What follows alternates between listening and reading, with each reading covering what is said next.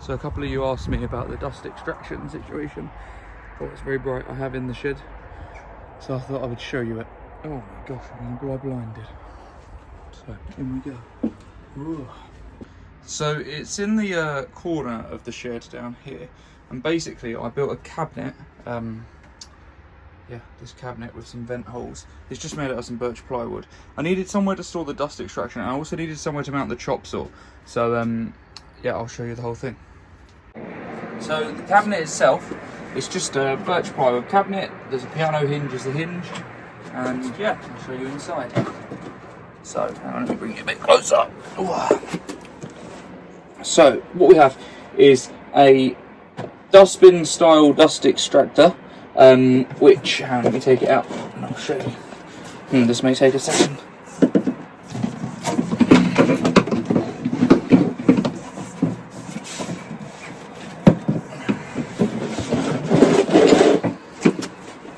So the dustbin type dust extractor, it's got a 100mm outlet.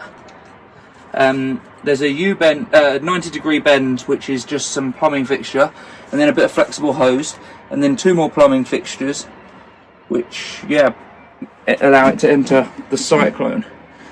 So the route of dust is as follows. It comes through the tube, up, and into the cyclone. The spinning air created by the cyclone means that anything heavy comes to the edges, and as it's travelling less fast, the air can't carry it. So that then drops down into here, which is a bin, and that traps all of the large chips to stop them going into the dust extractor itself and clogging up the filter. The dust extractor attaches through this in there, and there's a bit of tape that holds that together. So, oh, look at that, and all of that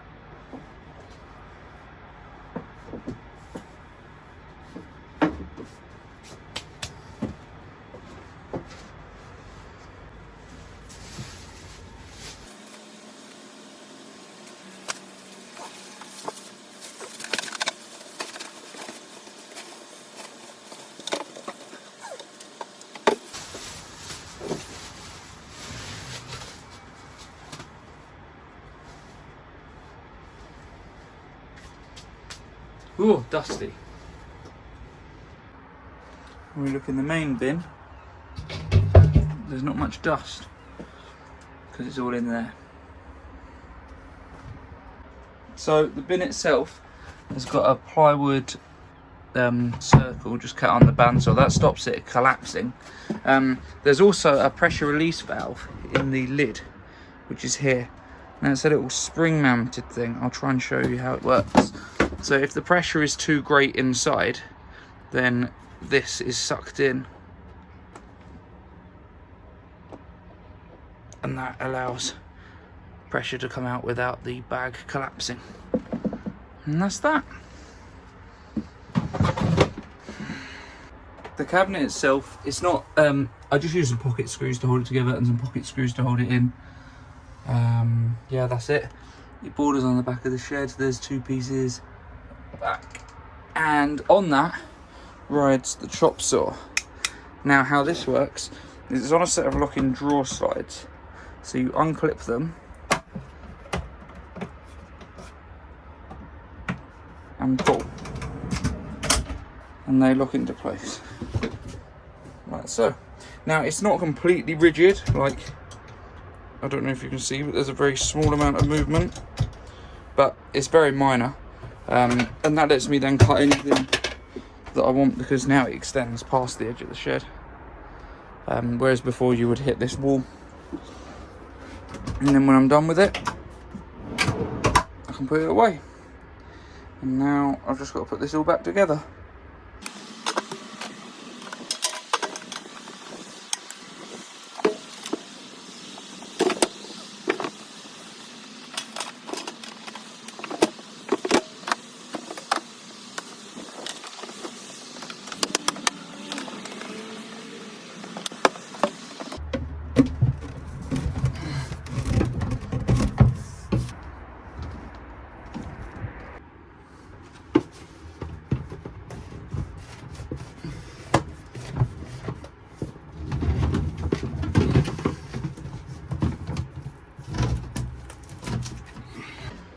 And that's that.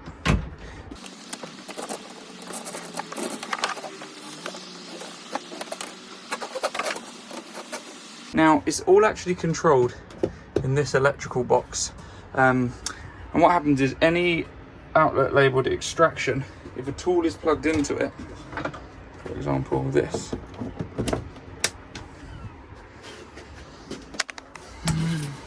when the tool is used, the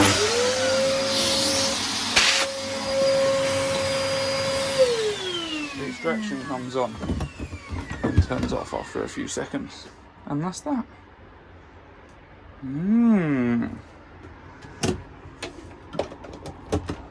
And it's a lovely day.